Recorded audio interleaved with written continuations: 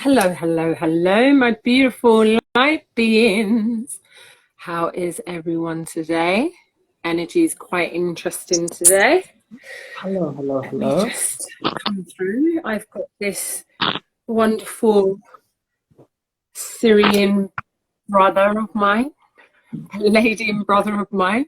Hello, my beautiful George. How you doing? Wonderful. How are you? I'm doing really well. Thank you very much. Just Um, cleansing me. yeah, I'm cleansing. Just need to do Mhm. some protecting out here, with like altered energies and eyes and ears and I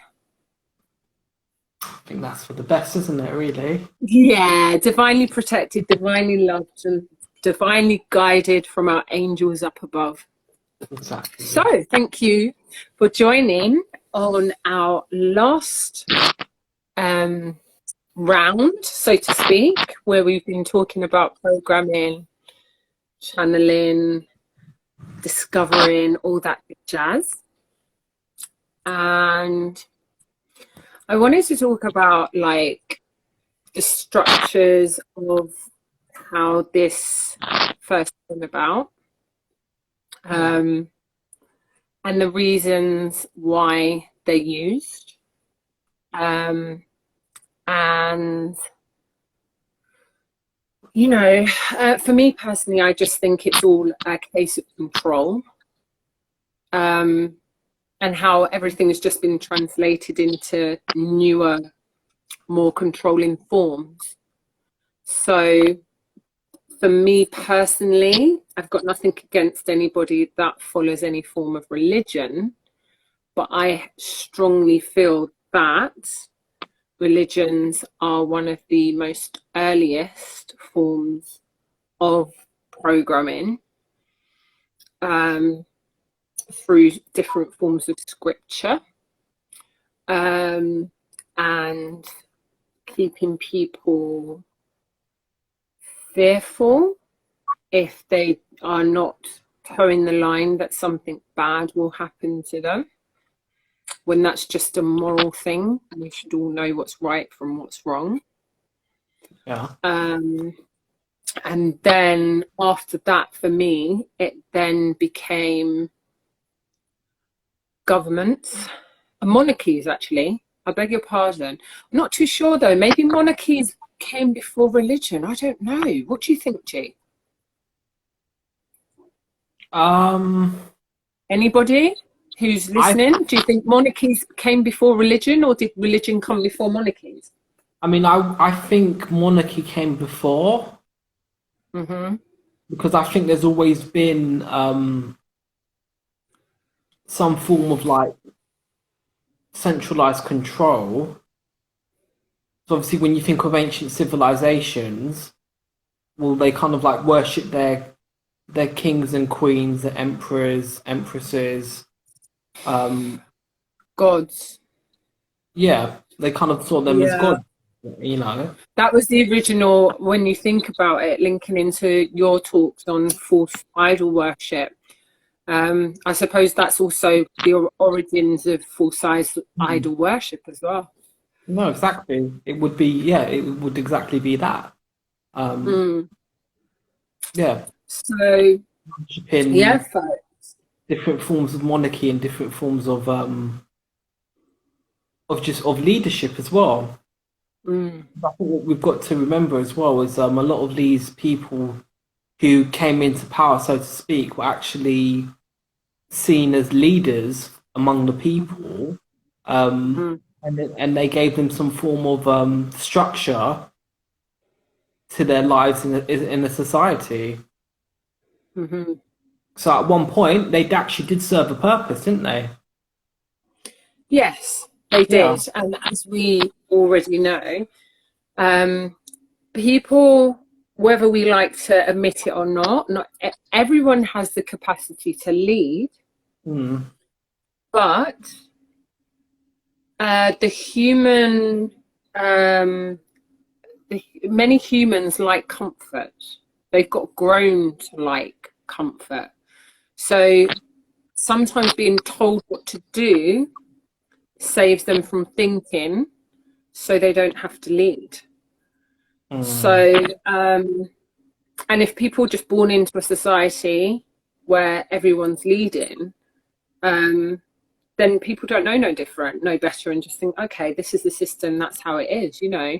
I don't know about you and everybody that's watching, like, how many of you, when you were younger, always questioned the system and just thought, like, what is this about? Why is this like this? Because it was always from an unequal place. Why have people got? Why have people not got? So from monarchies, obviously, form of control, then we went into religions, no doubt. And then from there, obviously, governments came in, which is very interesting. And through the governments, they were able to obviously put down laws on society, further laws on top of that. And then after governments entered said media. So, and now obviously from media, that's now traveled on to social media. Now, the origins of programming itself is just basically to keep repeating a pattern until that pattern sticks. You know, once something's fully programmed, it means it's literally repeating the pattern and complying with the program, with what they've been taught. And that's why many programs, hence courses, because we are the ultimate computer. That's how computers are made. That's how majority of mechanical items are made, are based on us. You know, everything's got an engine, a heart, a mind, so to speak, before it then goes running around into everything else. So yeah, if people just wasn't aware of the origins of the patterning, this has been inbred for very many generations, folks. And for those of you that get really frustrated with those that surround us, that are in a deep slumber, just be mindful that, remember, we hold 4 to 7 minimum generations of bloodline within us. So some people have that much slumber in them, you know? So they're not only like asleep during this journey, they've been asleep through their bloodline for maybe 4 to 7, if not more, because some people are infinite. Some people have all of their bloodline throughout them. So try your best not to feel that way. Bear with me one moment. I was the youngest of 3 from a parent and one brought up as a Jehovah's Witness. Interesting. Shortly before I was 12, I knew something wasn't right and felt uneasy, and then had a major energy shift. Yes. And I think that's what tends to happen with those of us who are brought up within a religious background, because we start to question. We question the books, we question the answers. And for me, I still am the why person. And I remember going to Sunday school and I used to ask all those questions, George, like literally, like, okay, so if Adam and Eve came first in Sunday school, you know, little 8-year-old Jenny, Adam and Eve came first, what happened to the dinosaurs? Okay, if Adam and Eve came first, why have they got belly buttons? Like, I was that child, so, and they... Yeah, basically. Yeah, and then the more they kept shushing me, just like Michelle has said, the more you're then like, well, what's going on, you know? And then it was through then I started to study other religions. I studied Christianity, I studied Catholicism, I studied Judaism, I studied the Quran, not in depth, but quite a bit of it. And then when I went to yoga, I then found out a lot about Hinduism as well. But to me, they always had more questions that could never be explained, which I understand also stems kind of, I suppose, from spirituality, because a lot of life cannot be explained. So going a little bit off tangent here, but it just feels natural to talk about this. So for me, I just want people to be mindful that this programming isn't something that's just appeared, and it doesn't just happen through the TV and these television programs. They come from so many different sources, i.e. the government, the monarchies, you know, all different cultures. No, exactly. So And I think we have to remember is as well throughout history and throughout time, we've all lived many past lives, and we've all contributed to all of these control systems being put in place. We've all given our power away how many times and in how many different lifetimes. Sorry, this cat won't stop moving. And we keep, and yeah, we've all contributed with it. We've all been at some point compliant with it. We've all been in a position of control in past lives as well. We don't know what we've gotten up to be honest with you. We've all been, let's say, the victim as well in past lives. We've played every character, and here we are now, you know, for many of us fully realized and fully understanding of who we are and what's going on. And yeah, it's interesting when you think about it that way. Like, we've all played every character in this game of life. So in a way, it's kind of just like, well, those people now who are doing certain things and are trying to manipulate the masses for a certain agenda, they maybe once were a different character in a different past life, and it just so 100%. happened that in this current reality, they've fallen. Yeah. Yeah. Because again, going back to your false idols again, and if we raise ourselves above duality, which is 3D lower vibrational, because 3D vibrations is duality, polarity, and division, separation. Whereas when we move into 5D, there is no separation. And then when we move above that, we realize that we're all one and there is no good and bad, you know, which is sometimes very challenging for those of us who feel the lower vibrations. And then we're just like, okay, well, if that person is the opposite side, how do I actually see the good in the darkness that they're trying to achieve in the 3D world? You know, we can see the good in the person when the person's being good, but then also, are those people being authentic? You know, because if they're on the dark side, is that generally their soul, or is it a case of, you know, there's a lot of soul selling that goes on around here? Exactly. Have they sold themselves to the point of no return, and that's all they can do, and that's all they know to do, even though maybe deep down there's this little spark of light that's like screaming to get out. Yeah, and that's the thing. And what many people don't realize, because as you know, George, I do a lot of energy cleansing and healing, and some of the other guys do, and I've actually performed some stuff with them and on them.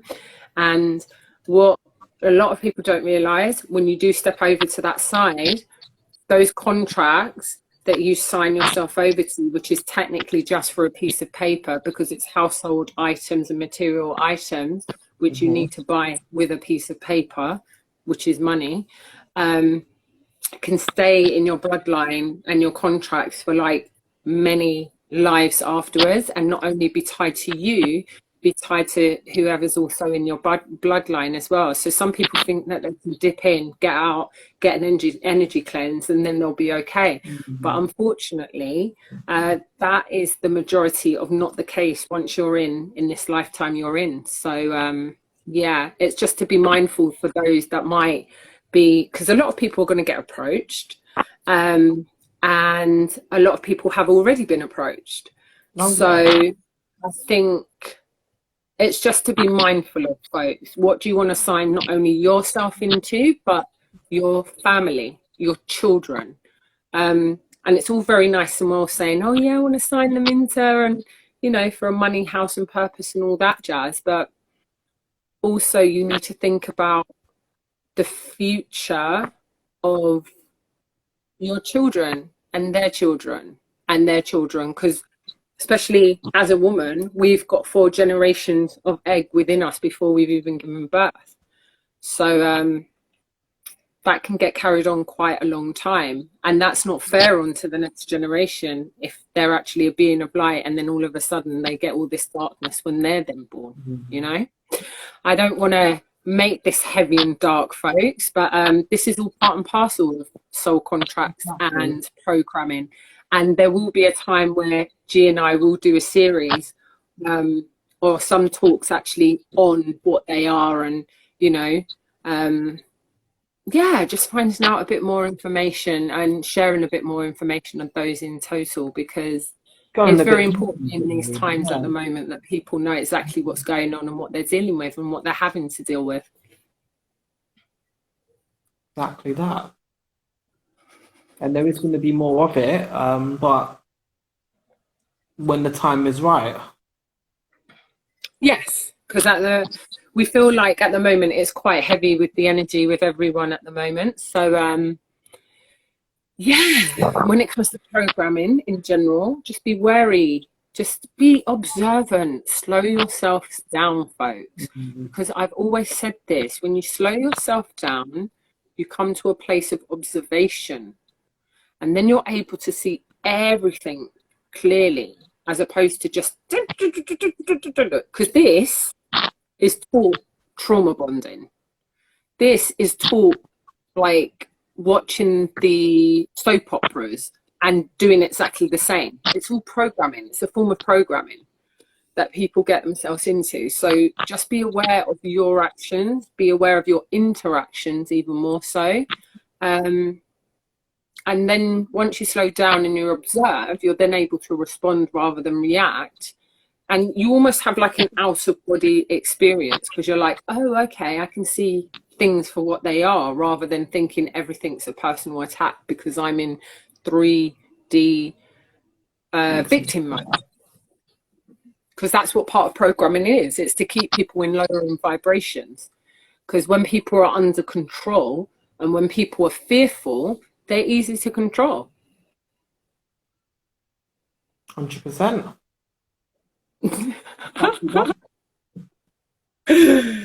So on that note, I think that's about it. That's all I want to do on programming. We're going to wrap it up. However, I'm looking forward to next week because we start afresh. We've got some new topics, and anyone that knows me, they know I love talking about sex. So I will be talking about a range of varieties of sexual intimacy, because it's something that I teach. Emotional unavailability, emotional availability, emotional intimacy, yeah, and sharing some top tips on how you yourselves can tap into that energy, both with somebody else and how to attract that kind of energy in that person, and also with yourselves. So on that note, I'd like to thank George so much. Thank you for having me again. As always, it's always a wonderful pleasure, and I can't wait till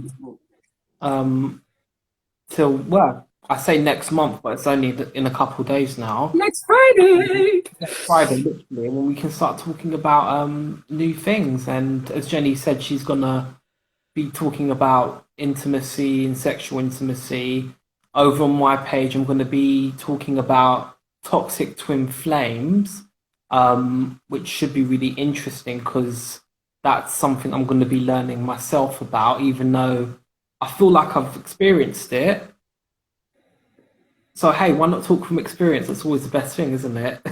100%. And you know us, we free flow anyway, G. So it's the best thing, I think. Also, folks, Monday, remember, we've got 3 o'clock a week to view tarot guide.